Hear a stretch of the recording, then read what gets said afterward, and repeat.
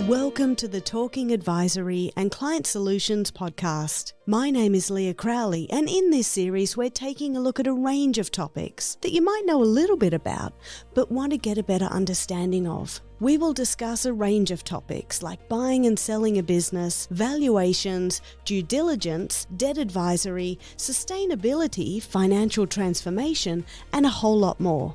In this episode, we're going to have a chat about financing, funding, execution, and the structure of purchase. So we've got Simon James back again, partner at advisory at HLB. How are you doing? Very well. How are you? Very, very well, thank you. We've also got another amazing person who will be able to help us with a whole heap of different aspects. We've got James Mcfarland, director at HLB Debt Advisory. How are you? I'm fantastic. Thank you. Now, this sounds like it's right up both of your wheelhouses, because there's a lot involved in trying to get a business bought by another business, and we want to know the actual process, the structures, all that kind of stuff. And I think you two are probably best for this. We hope so. Yeah.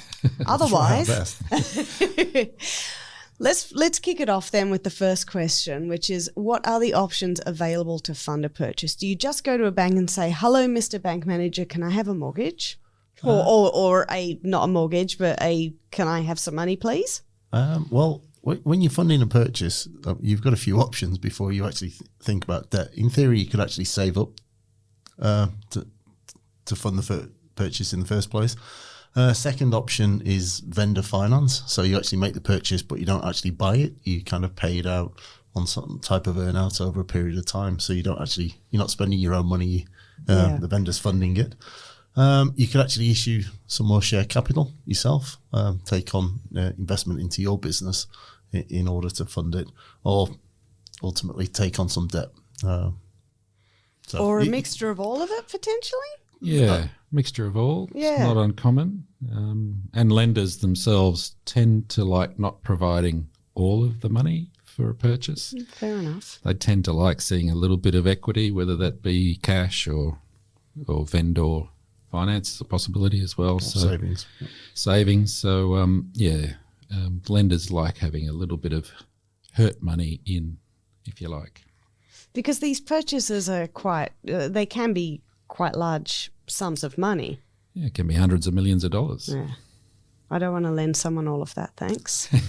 Says most of the world, I assume. And when you say saving up for it, I mean, that's the thing that a lot of people save up a little bit for when buying a house. I'm just thinking on a personal person basis. But with a business doing this, and just understanding now through this series that this is quite a long process, people scope out, have a think, have a chat for potentially a couple of years with another business. So the fact that they're even thinking about purchasing something, it does give them time to get their ducks lined up. Yeah, absolutely. And the other thing is there's a lot of businesses are actually sitting on cash now. I think since the GFC, which was a long time ago now, it's 10 years plus, isn't it? But the businesses have tend to keep more cash within the business for a kind of rainy day anyway. So that's just a practice that has happened. Yeah, look, the financial system is, whilst we're going through somewhat turbulent times at the moment, but the financial system is extremely strong. There is more cash sitting in people's bank accounts today than there has ever been. Banks usually fund themselves about 50% from offshore money. Right now, they're only needing about 30%. Gee, that's a big difference. That extra 20% from people saving and being conservative through the pandemic. So, do you think that that's going to change over the next year, though? Like that percentage has to change, right? As people, ultimately people will get more confident. Yeah, they want to spend that money, whether it's businesses or individuals, and it will get back to a level that it maybe not what it was before, but certainly back to closer to where it was before. Well, I mean, Simon, you mentioned the fact that even over, almost 12 odd years now since the GFC, that is a practice that businesses have been adopting. So this may be a new practice that people and businesses will be adopting. Yeah, absolutely. And as I suppose the price of debt increases, then you might start using a bit more of that savings before. But whereas debt has been cheap, I suppose, gear up as much as you can. So what are the pros and cons for each? Like, you know, whether you're using that business nest egg or going to the bank, getting some debt, like what are the pros and cons, particularly at this point in time? Well, in debt, the pros are that it's certainly cheaper than equity. Unless you've actually got that money in your business at the point in time, then that's your own argument for what is the cost of your own equity. But if you have to go and search for equity, then equity is a lot more expensive than debt, so debt's cheaper. So that's a pro. Possibly the cons for debt are the restrictions and terms and conditions that a lender or lenders might place on giving you the money. So do you want to live with those terms and conditions? That's something to be worked through. And it's a long-term sort of thing that you got to live with as well, don't you? Depending on the situation, you could be having to pay it off over a long period of time. Yeah. And from an equity point of view, if you're issuing new equity, is that more money that you're putting into the business personally? Do you want to do that? Are you bringing in other shareholders? Do you actually want other people to have an equity interest in your business or dilute your equity interest further? They're the kind of pros and cons of that, but the potentially cheaper to debt with, I suppose, less restrictions that sit alongside it. What are some of the more common mistakes that you see with the whole financing, funding, this buying of a business? Look, from a debt point of view, I think it's extremely important that you have a process by which you've got competitive tension when you're looking to execute. By that I mean you're ensuring you're getting the best possible deal, not only in terms of price, but in terms of terms and restrictions and covenants as well. And lenders have to go through quite a lengthy process to understand not only the business that you may currently have, but also the business that you would be looking to acquire. So you've got to go through that journey with lenders to educate them so that they can give you the best deal, best price. And that's where people like me come in, because some businesses don't have all of that resource or capability or time or ability. Or the relationship with the lenders. Well, that's right, yeah. And the ability for me to do it, I can do it a hell of a lot quicker. Yeah, okay. And I know all the lenders, so it helps. But you have to educate the lenders, and it's not a short-term process. So if you're going to go buy something in the next few months, is a few months enough time to educate the lenders? Maybe, but you'd want to be very prepared. And the competitive tension, Simon, on the other side, when people are looking to buy and sell, they go very hard on that, don't they? So, absolutely. You've got to balance it out. Yeah, you really do. The one of the other mistakes I see from a transactions point of view is actually knowing how much money you need. I think just the quantum of it. Yes, you might have a headline price for buying the business, whether that's funded by debt, equity, or vendor finance, or savings, whatever it is. But there's the actual headline purchase price, but then there's the ongoing funding of working capital for business growth, or to actually realise some of the merger savings that you might have identified. So having sophisticated financial models that really understand what the business is going to need going forward is critical, because if you're either raising capital or borrowing too much, then there's a cost implication of that. But if you're short, then there's a mad scramble at the end. Correct. And it's getting the kind of balance right between the risk and reward of having the right amount of funding available for the business in the right format as well. Yeah, and the larger the transaction, banks and financiers actually want those financial models done and done well, and that's where a firm like HLB can provide that assistance. We're seen as providing a level of independence, whilst we may still be working for one of the core counterparties.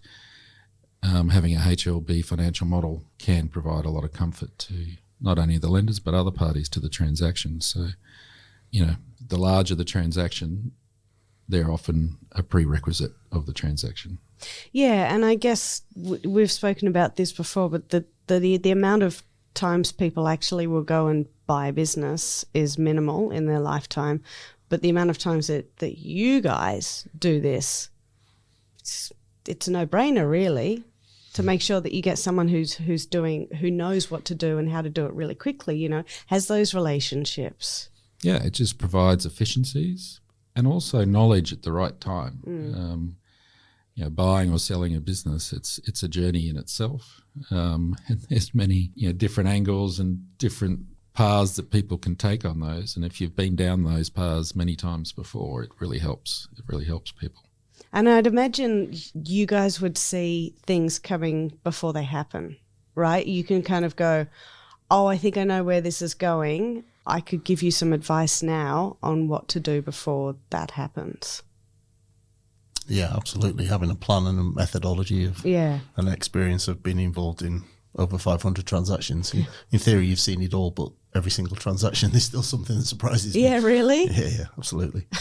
And are they the kind of things where you go, I'll just jot this down to remember for next time, Yeah, or this will never happen again? There's always a good case study and a good training module that comes out of each transaction. So I bet. Yeah, amazing. Yeah, and then there are some transactions that are run where, as part of if someone's selling a business, they might put a requirement on that when you put in a bid, it has to be fully funded. Meaning you may not win that bid, but you've actually got to have all of your equity, all of your transaction structure, all of your debt lined up, approved, ready to settle in a fairly short period of time, even though you may not win the bid. So there's a lot of work in those sort of circumstances that need to be done, early on. And then being able to undo it all if you are not the winning bid. Well, it's just a sunk cost. Yeah, right. Oh, how heartbreaking. It can be for some, absolutely. That's really rough, but I guess that's just the nature of the beast, right? Can be. Yeah. So when we talk about these processes, how long could this potentially take, or how quickly could it take? If people are really rushing, what's the shortest time frame that you could potentially get all of this done? Simon, I think from your experience, it depends on the situation, doesn't it? Yeah, I mean, from a transactions point of view, you'd be, once you've actually got a heads of agreement lined up, you're probably looking to execute in 3 to 6 months. But the debt piece that sits alongside that. Yeah, the debt really gets driven by how the business is being sold, but also how the parties want to run it. The debt just has to fit in. Sometimes that has to be done quickly or more quickly. Sometimes you have more time. So really we get directed by how the counterparties want to design the structure of the deal, and the debt is just one part of that. So in that respect, when not talking about you've got to get it all ready for your bid to see if you've got it now, but when would the debt aspect come in if there was no bidding parties happening? Well, if I was a business that was looking to acquire things, I would be doing a lot of pre-work even before you're in a position to go and buy something. And that would be, do I want to have a competitive lender process lined up so we're ready for a bid? And if you do, then you've got to go choose, well, there may be 3 lenders or banks that I want to educate about my business. And then so that they're educated about your business, and then all they have to do then is educated about the business you're buying. So that's the bit that won't take long, but to educate a bank about your business could take 3 months. So that's even before you've then in the process of making an acquisition. So you said, I'd go through that process so that you then got 3 counterparties that can provide you, that all want your business, provide you the best deal. Mm. You said that it might be a really quick process to have a look for the lenders to have a look at the business that you're interested in buying. Why would that be a short process? Well, sometimes the requirement of the acquisition might be short. Okay.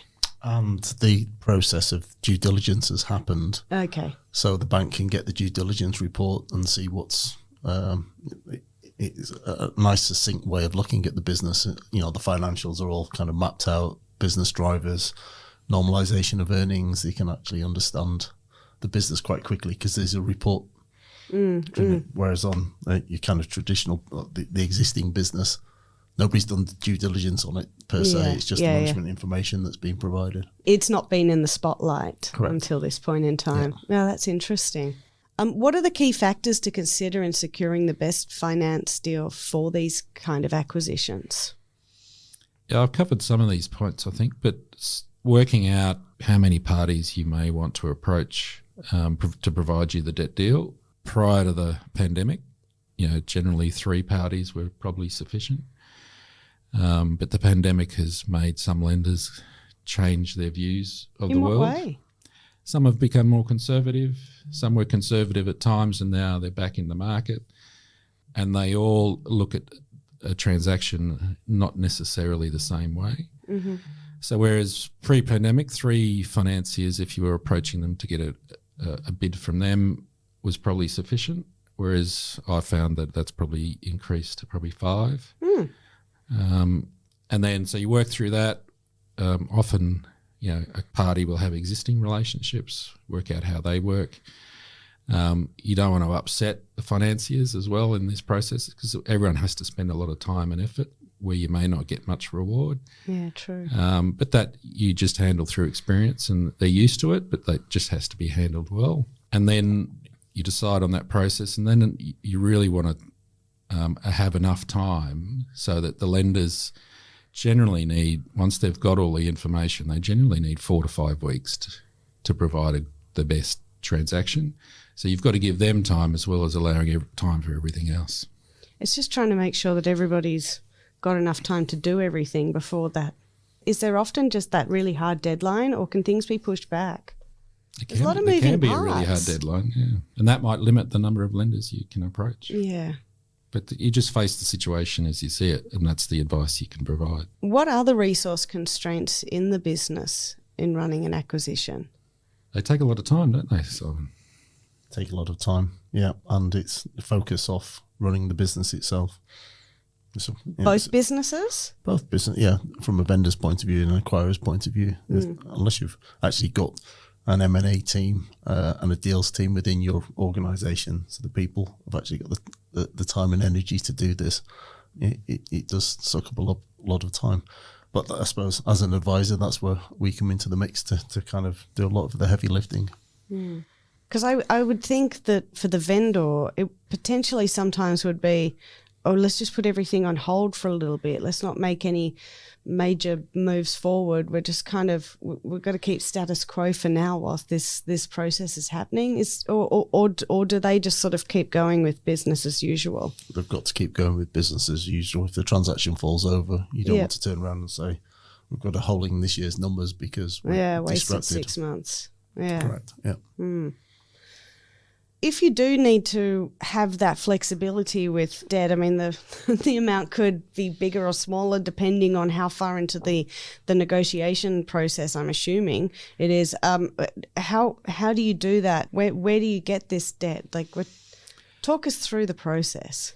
Yeah, so in a situation where more debt is required than, like a normal transaction would be 50% equity, whether that be from the existing business or new equity coming in, and 50% debt. Mm-hmm.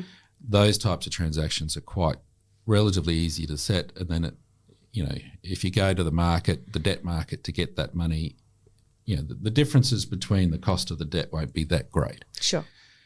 But if you're looking to borrow well above the 50-50 type mix, then there are lots of lenders around that are prepared to do that. But they want a suitable return, and that return will depend on their own assessments, of course, and they come up with plenty of nice terms about how they stack that debt. So the initial debt is the 50-50, and then the higher you want to go, they'll say there's other layers of debt.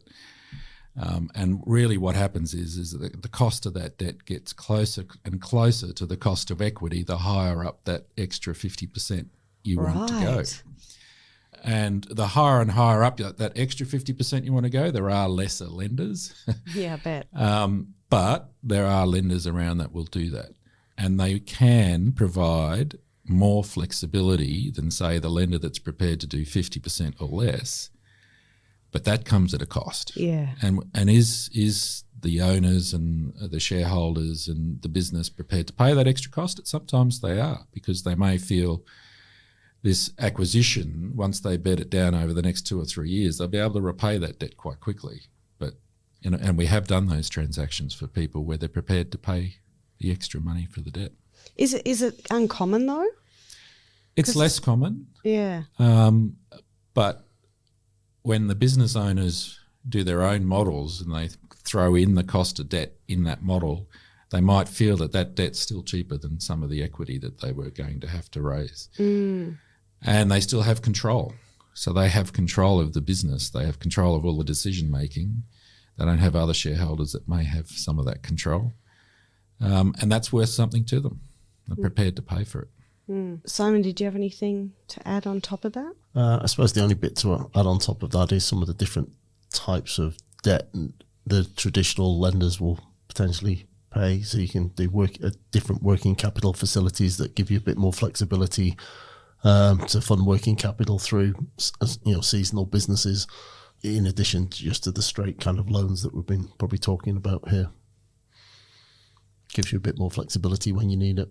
What do they look like? Just gets matched to the cash flows of the business. Okay. So that's where you understand the business, and the cash cycle of the business is something that's important to understand, how and when they get paid. Sometimes it could be seasonal. Sometimes, they could have huge orders that they've just won or are about to win or are going to bid for. Then you've got to be able to have that working capital to be able to cover those sort of circumstances. And there are specific products that can assist that lenders have that can do that and wrap around those cycles. But potentially only 3 to 5 of the lenders would do this, or are we sort of narrowing down? A lot of lenders can do it, but there are lenders that don't do it as well. So, and that's where the knowledge of the market and the players and who does what comes in handy. Yeah. I think that the point around the financing piece that kind of overlays all of this is borrow money for the right reasons. If you're borrowing money for a short-term thing, use short-term finance. If you're borrowing it for a long-term thing, use long-term finance. We see people get that mix wrong, and you're either risking things or overpaying. So it's get the balance right. And that's why it's really important to get an advisor that understands the kind of cash flows and the model that you're building. To give you the best balance. Absolutely. Yeah, right. Well, thank you both for coming on and having a chat. There's a lot of information in this one. I think maybe this is one that you either have to listen to again or potentially get in contact with you guys just through the HLB website. Yeah, the website. We've got both our lovely pictures linked on that website with our contact details therein. But, please, a mobile phone call is just as good. Yeah, nice. Excellent. Well, Simon and James, thank you both for coming on. Much appreciated. Good to see you again. Simon James and James Mcfarland's expertise and knowledge is part of HLB Mann Judd's Advisory and Client Solutions Services. For more information, please visit our website hlb.com.au.